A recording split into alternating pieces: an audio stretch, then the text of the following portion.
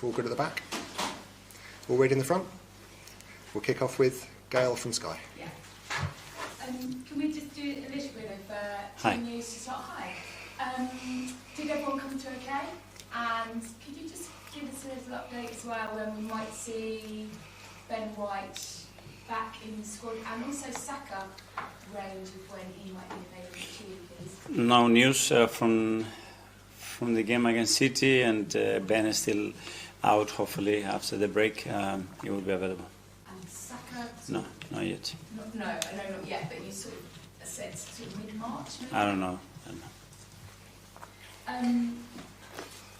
When we sat here on Friday, you talked about these big games meaning more than just the points, the boost, the emotion, the sense of momentum. As you kind of arrived at training ahead of this game, how different is the feeling around the place, and how much can you tap into that with what you've got ahead tomorrow night? Next stop is a final in Wembley, so we know how big that is, and you can feel it. You can feel it straight away. The boost that the game gave us, winning against City, the manner that we did it, and the fact that it's a game that is the closest competition we are into a final, so we're going to give it a real go. As you're very well aware, the window was shut last night, and without bringing the reinforcements that you said you'd have hoped or liked to have brought in. Were you close?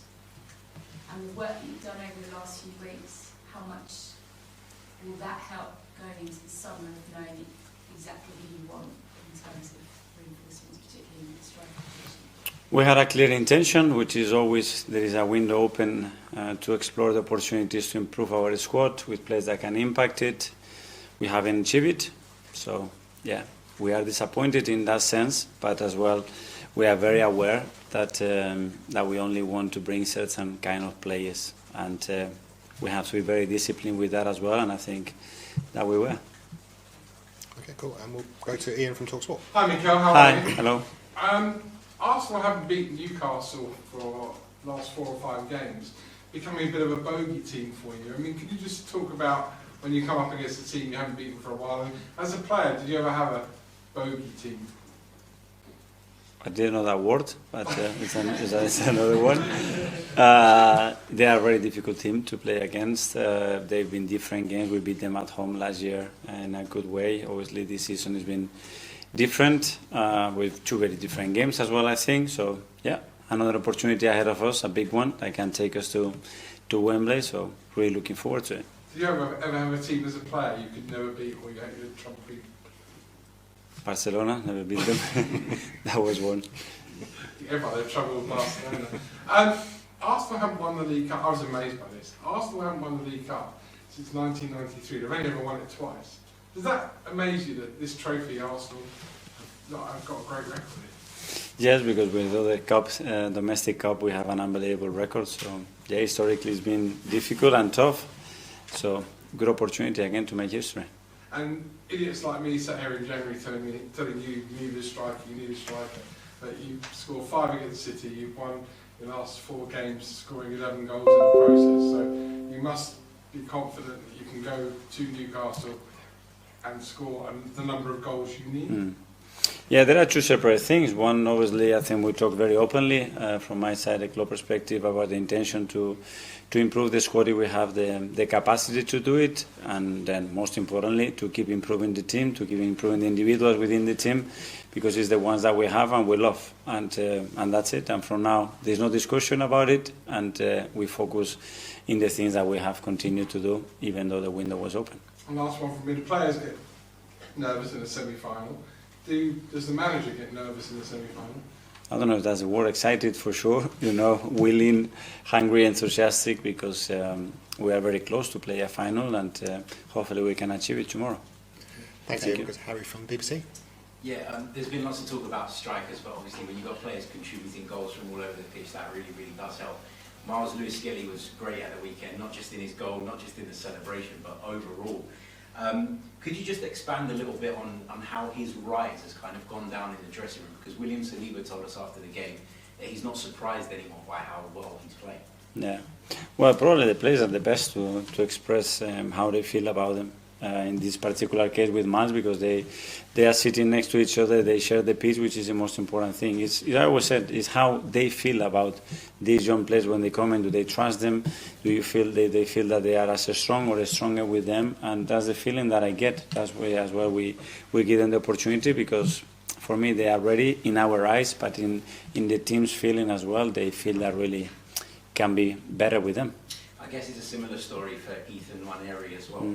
As a manager, do you feel kind of personally responsible for their development and making sure that that pathway is there for them? And then does that come into your thinking when you do go into the transfer market? Very much, but with every player, regardless the age. Obviously, the age has a different component, especially when they are not even 18 years old, and we have other cases as well in the team when as parents, I imagine that they rely on us in educating them and in transmitting the right values to them, in looking after them, protect them emotionally especially and physically. And it's a lot of responsibility, but thankfully we share it with quite a lot of people, and I think they are in good hands. Tom for Blanda. Hi. After the first leg, you said it was only half time, and there's been a big gap. It's been a very long half time since that last game. And a lot has happened since then as well, including this huge win at the weekend. Does a win of such size give those players extra confidence that you can turn around the deficit that you have to? Yeah, probably when you compare the emotional state of the team straight after the defeat and the manner that it happened and how we are today is very different, because we come from very strong performances, some great wins, and especially the last one at home against Man City. So it builds momentum, and after that game as well we have a break. So it's the moment to go, full gas, ready to go for it and try to approach it in the way that we believe is the best one to be in that final. And after the game in City, I asked you whether you hoped Monday would be a good day, and obviously it maybe didn't go the way that we and you and fans perhaps wanted. Have you been in any way frustrated that it wasn't able to go and bring in kind of the reinforcements that you were very vocal about this window of wanting? No, because when you try your best and you do things with the right process and you see the people that we all share the same intentions and wills, and after you don't achieve it, okay, for sure there are things to learn from it. There always are, but you have to move on, and that's a piece that was important in the moment, and now we have to move on, and nobody knows whether it is better to done it or no. We will know probably at the end of the season. Simon, standard. Mikel, you talk about being disciplined now in terms of the window. Does that give you hope that in the summer you've got more room to get who you really want to do by sort of not doing anything now and waiting for who you really want? An extra card. I don't know. What I mean about that is in everything, in the kind of profile, in the kind of play that we believe that can really make us much better financially. There is, in a lot of ways, a lot of things that we must stay in the lane that has taken us this far, and from there try to improve. And I remember you touched on it before. You spoke a bit about Ethan, sort of long term. You sort of maybe playing as a number 9. I just wonder, given the situation now in terms of options there, are you now kind of accelerating that and thinking maybe in these sort of 4 or 5 months you might have to play him as a striker? Is that something you're considering? We're going to have to be very flexible in the front line, and now the ones that we have on our feet, make sure that they stay fit and they keep contributing. Leo can play in that position. Raheem has played in that position. Ethan, I think, can play in that position. Martinelli can play there. So let's see in relation to how everybody is, moment, opponent. But at some point, I think we're going to have to try something different. Art Athletic. Hi, Mikel. Hi. You touched on the break that's coming up after the Newcastle game. I was just going to ask, is the Dubai trip something that's coming up? Can you confirm that? I think it's coming, yes. Obviously, last year wasn't the first time you went there. You went a few years before as well. I was wondering, do you kind of keep it similar every time you go, or do you kind of change up how you, I guess, do all the non-football stuff to kind of keep people fresh? There is a lot of things that will be very similar. Location, where we are staying, where we trained, but then obviously we have to modify it. We're going to be in a different moment of the season, different numbers. Probably the team needs other stimulus, other things. So we are preparing a few things. Hopefully it will work like it has worked in the last few times. And just on Ethan, he's getting close to a record that was set by Michael and Wayne Rooney for goals scored before 10 and 18. I was just wondering, with records, are those things you kind of encourage your players about? Because I remember you talking about Saka and kind of legacy was a word you kind of mentioned in relation to him. So would that be something you kind of encourage going for records and stuff like that? No, I wasn't aware of that record. The only thing that I want with him is that he continues to do what he's doing, you know, and play with that freedom, with that tenacity when he's on the pitch, and with that confidence, because he's got the ability to make it happen. And whether he does that or not, it will be a matter of time. James, yes, me. Mikel, I know you've been asked a lot about the market already, but could you just break it down for us? Was it a case that the right player simply wasn't available this month? I wouldn't like to go into much detail. You know, we couldn't do it for certain reasons, and we have to accept it. That's it.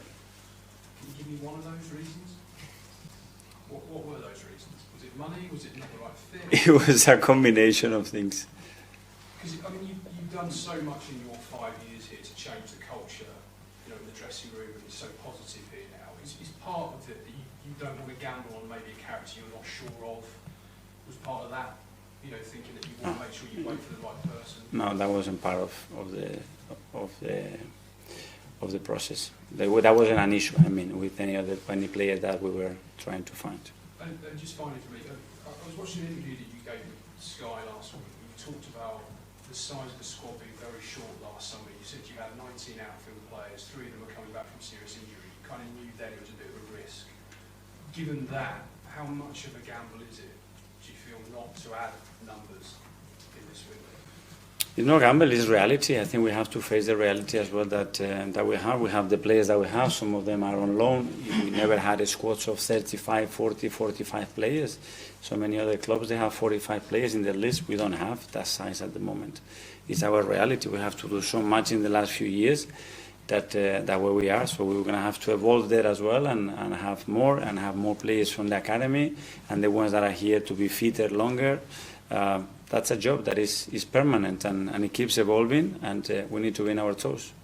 Okay, finally, the live section, we'll go to Phil at the back from PA. Just sort of follow on from that theme, you slightly worried that you don't have enough numbers for, to compete for the Premier League and to compete in Europe? No, now I focus on the numbers that we have, how to maximize them, how to make the best out of them, and listen, with all the problems that we already had, we are in February, and I think it's remarkable what the team has done, so I have full faith in them. Well, obviously, Guy's had his critics, but now people know that he's the main man going into the second half of the season. Do you think he'll thrive on that he's sort of your solo forward? Well, I think Kai has played so many games and it's been so important when other players, some big players as well, were available, you know. So it's not because a player is not coming in his position that's going to be more important. From my opinion, there's nothing to do with that. Okay, that finishes the live section.